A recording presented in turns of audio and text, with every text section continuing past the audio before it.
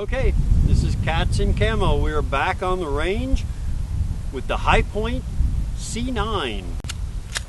What we're going to do, we've got it loaded with 10 rounds. We've got a torso on the left. We're going to double tap that. And then we're going to knock down each of the 5 zombie heads and finish with a double tap on the torso on the right. Our targets are set up just past 10 yards. There's 9 shots there that I need to make. I've got 10 rounds just in case I screw up. Not that that has ever happened in my entire life. We've got 10 rounds for 9 shots with the High Point C9. Let's see how it works.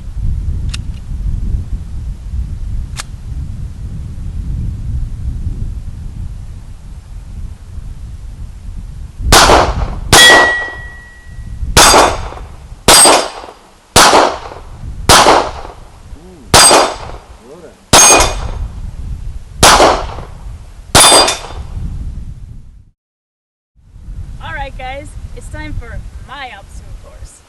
What we've got over here is a little bit different than the steel setup. We've got water jugs, soda, and shaving cream.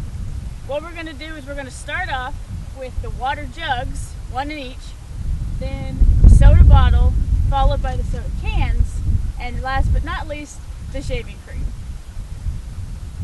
Now normally, here's where I would ask for the gun. However, I suffered an injury behind the scenes. I kind of sprained my wrist a little bit, so non-firearm related. Non-firearm related. That's for our insurance provider. It's also the truth. So I'm not going to be firing this one. I'm giving Dan the dream of the lifetime. So he gets to shoot my course. There you go. Tag, I'm in.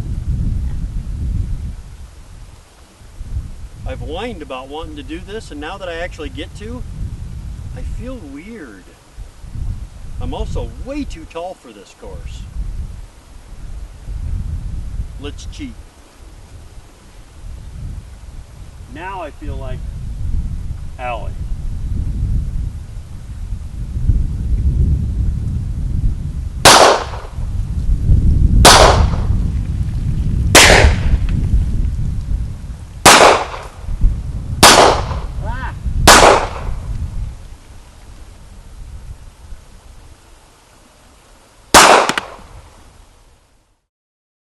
Alright, we are back in the studio after shooting our High Point C9.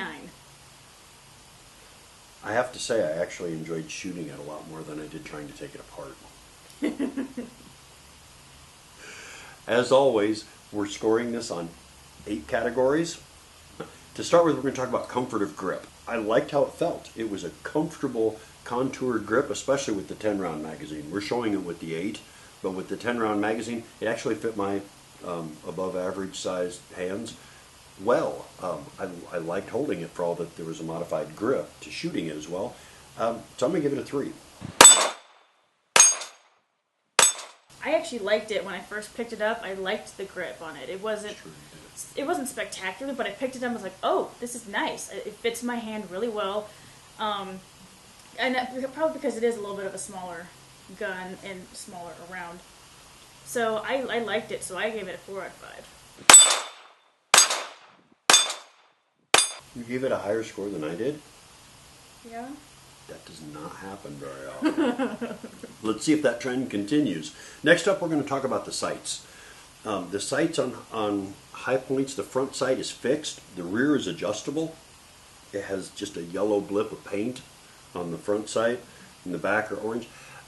I actually don't like the sights very much. I consider them a little bit below industry standard.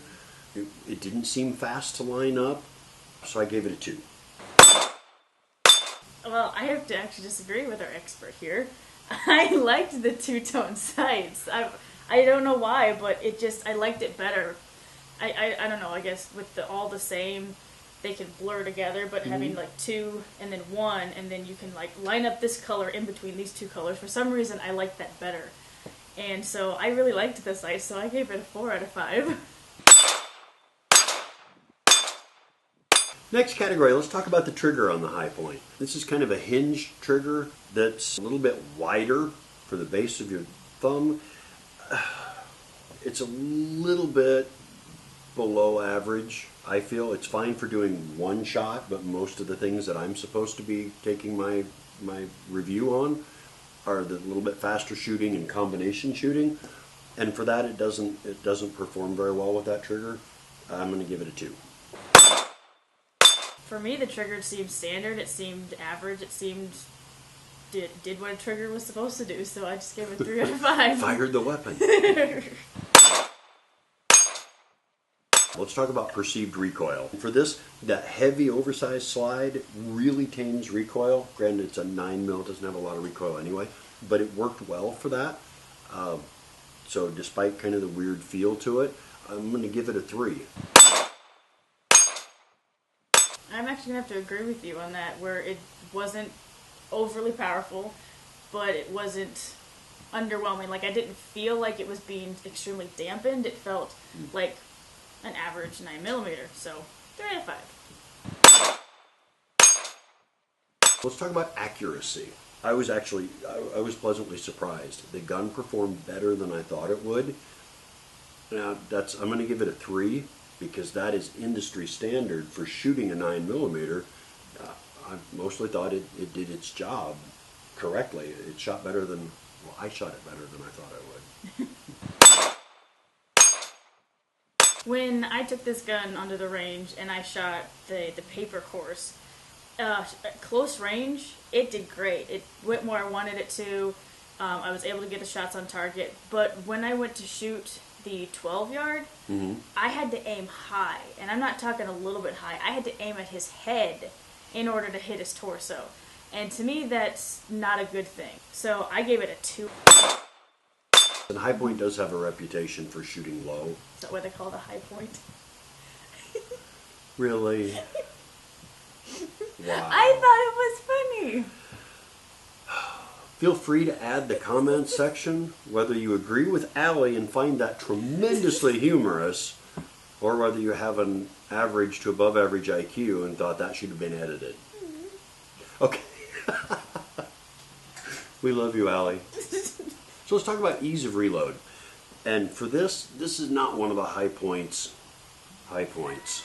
Wow, it's like you're contagious now. It has a standard magazine release button, so when you push that, the magazine, even if it drops clear, it doesn't lend itself to fast reloads, putting the next magazine in.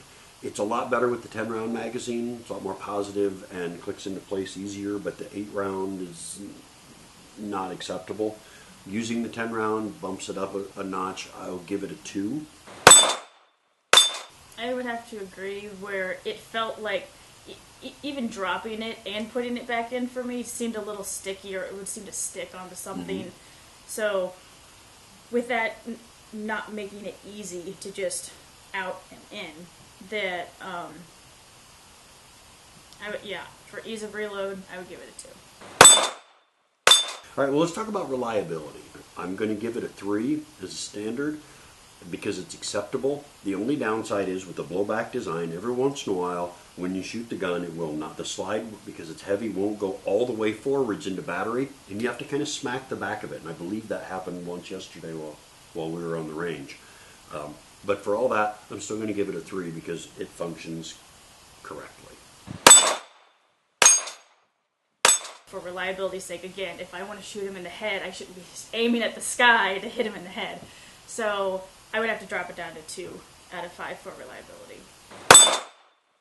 Let's talk about ease of maintenance and cleaning. I'm actually going to give this gun a 1 for ease of maintenance, because in order to actually field strip the gun, you have to lock the slide back and use a punch to drive out a roll pin to disassemble the gun and then put it back together. And if you need basic gunsmithing tools to take the gun apart to clean it, that's not acceptable. I understand why they did it, but for somebody who wants to field strip his weapons and ensure that they're clean, that's not good enough for me. I'm going to give it a 1 on that. From what I've seen so far, even the basic taking apart and putting back together does take more steps than this one does. So for ease of maintenance, it's easy that way, and it's something that some people might actually prefer. They don't want to, or prefer That's very true. to completely take it apart to clean it. It seems adequate. It seems nice. It seems simple and easy. So 3 out of 5. Well, let's check our totals then. If you total my scores, it's 19. Well, total up my score, and it comes out to 23. And one of the things you have to remember, what makes this gun attractive in the market is that the suggested retail price on this gun is $199. What? That changes the scores a little bit, doesn't it? And if we were rating it for value per dollar, it would score better. Yeah. Because for that amount of money, you're actually getting a functional firearm that's acceptably accurate if you learn how to shoot it from this platform. Because you can buy these guns at gun shops for $150. And it's rated for plus P ammo. You can shoot hot self-defense rounds through it. They're durable. They have a lifetime warranty. If anything happens to it, the company replaces it. Oh, so, keep that in mind while you're looking at my scores and going, he really hated that gun. I didn't hate the gun. It just doesn't compare favorably with other guns that maybe cost 3 or 4 or 5 times as much. Well, that's all the time we have for today. Thank you guys so much for stopping by. And if you liked it, don't forget to point those crosshairs at the like button down below. And stay tuned for more episodes coming later on. See you then.